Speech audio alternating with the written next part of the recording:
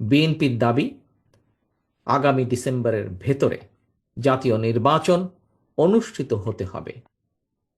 জাতীয় নির্বাচন অনুষ্ঠানের লক্ষ্যে জনপ্রশাসন, আইন শৃঙ্খলা বাহিনীর প্রয়োজনীয় সংস্কারের জন্য অন্তর্বর্তীকালীন সরকারের প্রতি বিএনপি সহ আমরা যারা একসঙ্গে রাজপথে আন্দোলন করেছি আমাদের সর্বাত্মক সমর্থন অব্যাহত রেখেছি।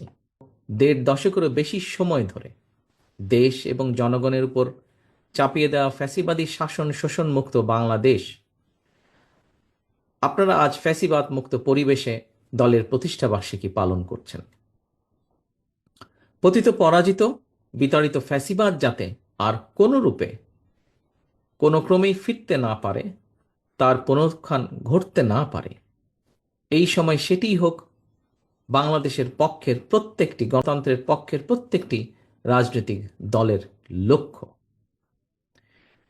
প্রিয় উপস্থিতিবৃন্দ, ফ্যাসিবাদের পথ রুদ্ধ করে রাষ্ট্র, সরকার এবং রাজনীতির গুণগত পরিবর্তনের জন্য দরকার প্রয়োজনীয় সংস্কার। সময়ের প্রয়োজনে পুঁথিগত অর্থাৎ সাংবিধানিক কিংবা আইনগত সংস্কার এবং প্রায়োগিক সংস্কার উভয় প্রকারের সংস্কারের বিকল্প নেই। অল্প কিংবা বেশি সংস্কার বলেও কিন্তু কিছু নেই।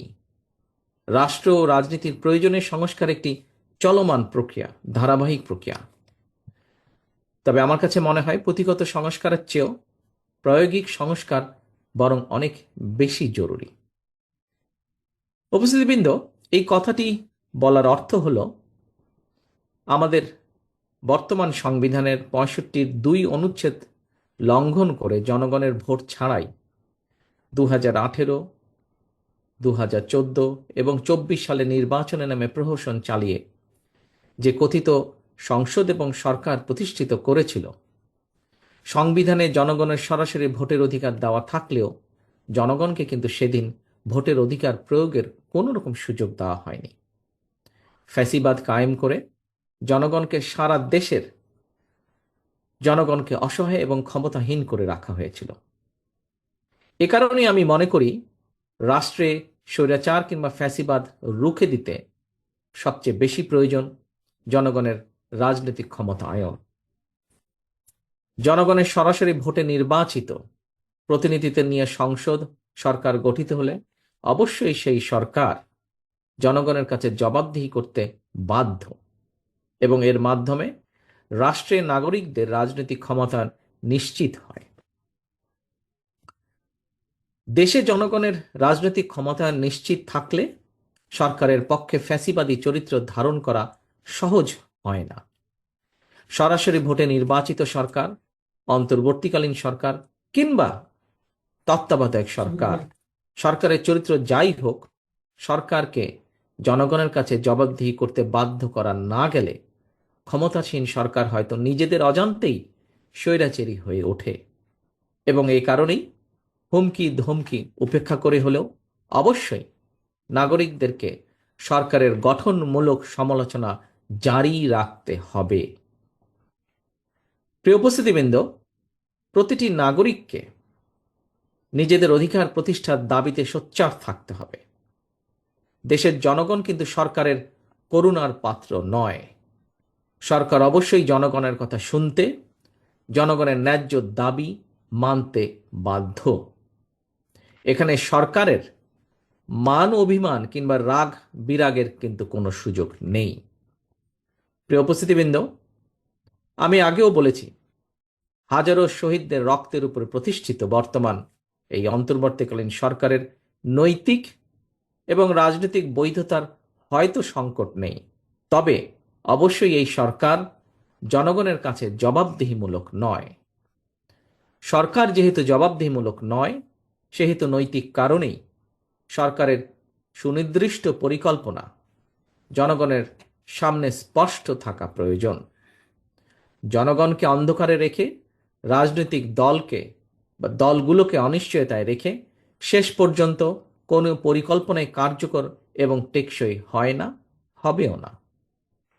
প্রিয় উপস্থিতিবৃন্দ, জনগণের সরাসরি ভোটে নির্বাচিত সরকারের মতো অন্তর্বর্তীকালীন সরকার সকল দায়িত্ব পালন করবে, হয়তো দায়িত্ব পালন করবে, জনগণ হয়তো এমনটি আশা করে না।